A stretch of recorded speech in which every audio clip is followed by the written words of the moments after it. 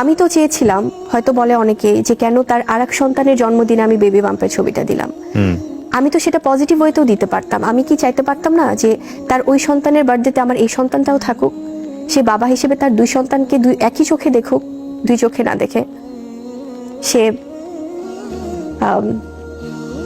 আমি জানি না, হয়তো আমার এটা ভুল হয়েছিল, হয়তো উনি তার পরবর্তীতে সে আরো বেশি তার পরিবর্তনটা এসছে যে আমি কেন জানালাম। আমি তো 2.5 বছর পর, এবং আমি কিন্তু তাকে নিয়ে কোনো ব্লেম করিনি। আপনি অযথেষ্ট সম্মান দেখিয়েছেন, এটা আপনার কাজকর্ম সমস্ত জায়গা থেকে এসছে।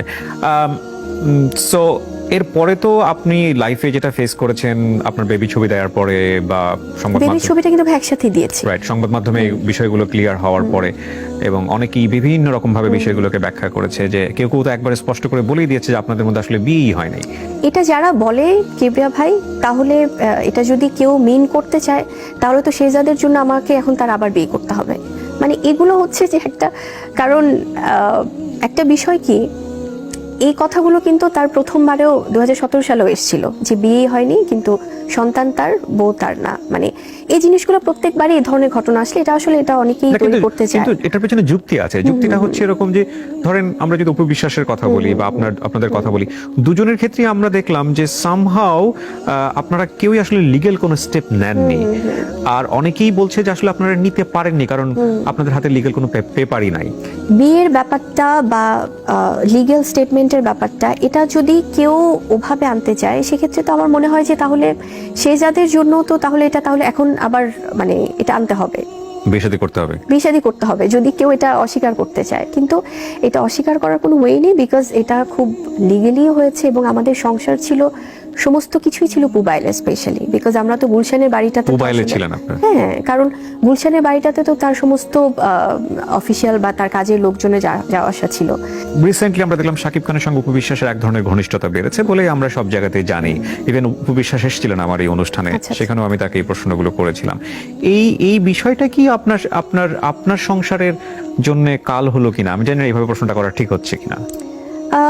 এটা আমার মনে হয় যে এটা হয়তো বলতে পারবে অনেকেই যে এটা ঘনিষ্ঠতা যদি হয়ে থাকে, কিবরিয়া ভাই, এটা যদি ঘনিষ্ঠতা হয়ে থাকে তাহলে আবারও কেন লুকোচুরি হচ্ছে, এই লুকোচুরিগুলো করে করেই তো আমার মনে হয় যে এটা অনেকের মধ্যে একটা কনফিউশন তৈরি হয়। কারণ আমার জায়গা থেকে যদি আমরা অনেক বছরের কথাও ধরি, তাদের ব্যাপারটা যখন কেউ জানতেন না, এটা কি তাদের কোনো ফল্ট ছিল না যে তারা কেউ কাউকে জানায়নি? তারা একটা সিঙ্গেল ইমেজ নিয়ে অনেকগুলো মেয়ের ইমোশন নিয়ে খেলেছে, সেটা আমি আসার আগেও।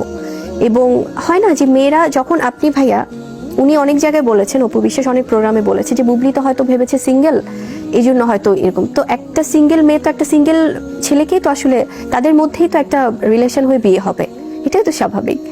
কিন্তু তারা যদি ওপেন থাকতো তাহলে তো এই প্রবলেমগুলো হতো না।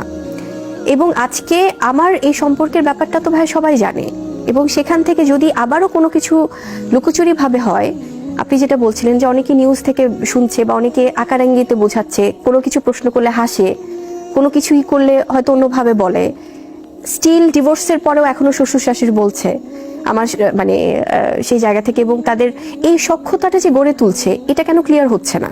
আপনাদের সঙ্গে মানে গড়ে তোলে, আপনাদের সঙ্গে কি ডিভোর্স হয়ে গেছে? একদমই না, আমরা সেপারেটেড, এখনো সেপারেটেড আছেন। সো আপনার জায়গা থেকে পরিকল্পনা কি, ফিউচার পরিকল্পনা কি? আপনি কি আমার জায়গাটা থেকে ভাই যেটা হয়েছে, আমি সম্মানের জায়গা থেকে আমি তাকে 100% সম্মান আমি দিয়েছি। কিন্তু দিন শেষে যেটা হয় যে মানুষের সেলফ রেসপেক্টটা তো সবার আগে। সে যদি তার জায়গা থেকে কোনো ডিসিশন নিয়ে থাকে, আমার মনে হয় যে এটা আসলে কোনো প্রকার কোনো কিছু অসম্মান না করে, কোনো মিথ্যা কোনো প্রপাগান্ডা না ছড়িয়ে, কোনো ভুয়া কোনো এ ধরনের নিউজের বলি না হয়ে, আমার মনে হয় সেটা পারিবারিকভাবে কথা বলা উচিত।